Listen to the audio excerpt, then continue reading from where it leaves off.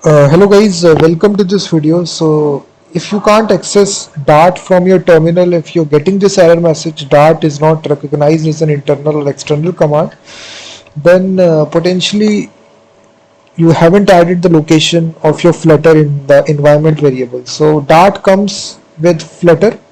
Dart is a programming language if you don't know. So you should definitely first of all download Flutter. So Flutter comes with Dart. I've already installed it, but still I'm getting this error.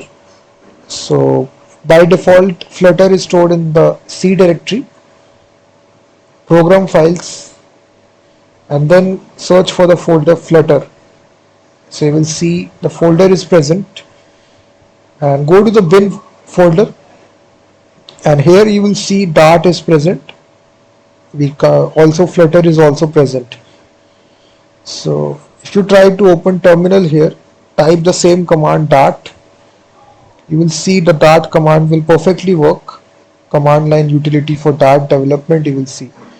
You just need to make sure you copy this location, right click copy, and just open environment variable, and just go to the environment variable and just go to the system variable, go to path, edit, add a new entry. Just add this entry to the environment variable, just click now OK, and just restart the terminal and just type the same command Dart.